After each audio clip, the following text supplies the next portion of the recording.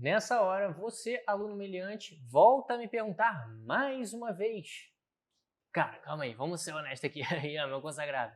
Eu não estou com tempo nem para estudar as aulas, que dirá para revisar. E isso é um desafio gigante que o Edu e o Jorge passaram lá atrás e que todo aluno, quando está começando a se preparar, beleza, eu preciso revisar, mas como que eu vou fazer isso? É possível? Como que eu organizo? O que eu estudo e o que eu reviso?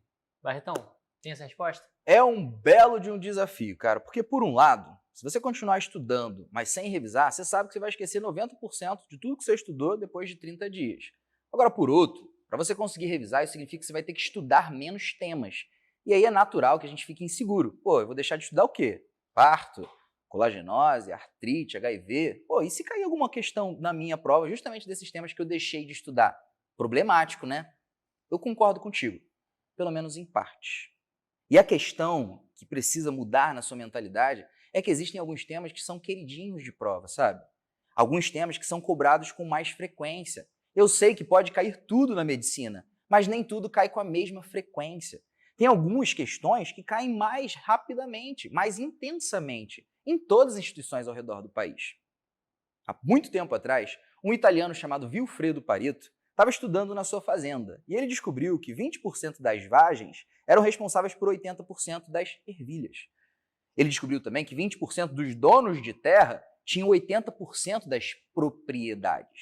Aqui no Brasil é igual, 20% dos motoristas têm 80% das multas. 20% dos pacientes de um consultório de dermatologia são responsáveis por 80% do seu faturamento. Alô, dermatologistas! E dentro da prova de residência e revalidação, nós temos também uma regra 80-20. A única diferença é que não são 20, mas sim 51% de todos os temas que podem ser cobrados estão presentes em 80% de todas as questões. Isso significa que tem duas metades. A primeira metade você estuda e consegue aprender 80% de todas as questões. A segunda metade você estuda, mas você aprende apenas 20% das questões. Você está entendendo que tem algumas coisas, é como se fosse dois investimentos diferentes. Petrobras e Vale do Rio Doce. Na Petrobras você bota R$1, voltam 4.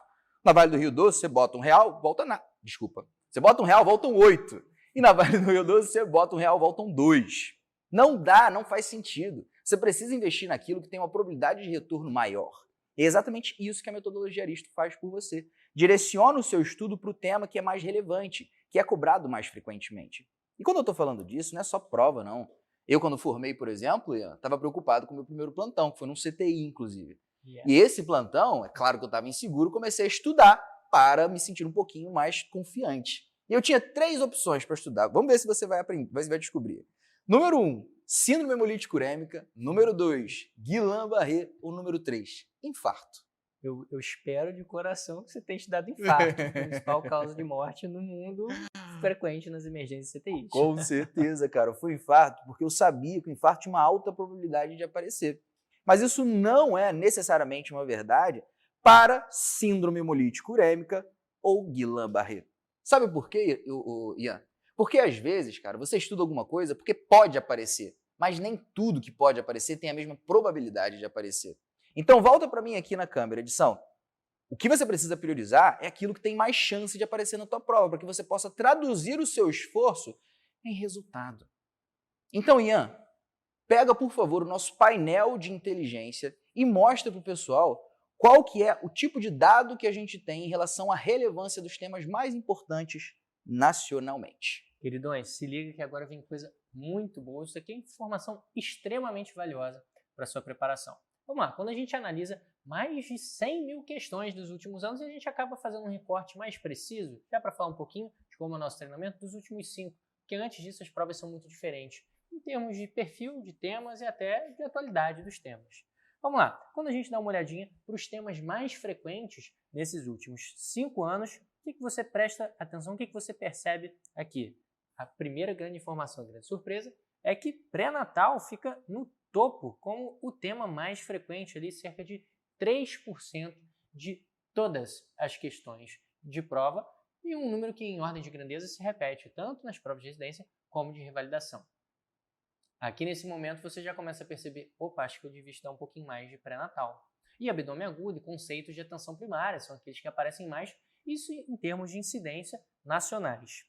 Quando a gente olha alguns temas um pouquinho maiores, assim, que a gente acaba dando mais atenção na nossa formação, com razão, são muito frequentes na prática, muito importantes, como insuficiência cardíaca. Cadê aqui? Opa, 0,6% IC de todas as questões. É uma incidência ainda relevante, beleza. A cada 200 questões, mais ou menos, você vai ter ali uma sobre insuficiência cardíaca, um tema que merece sua atenção. A cada 2 provas tem uma questão, basicamente. Só que, cara, quando eu estou falando de pré-natal, a incidência era cerca de, em ordem de grandeza, 5 vezes maior.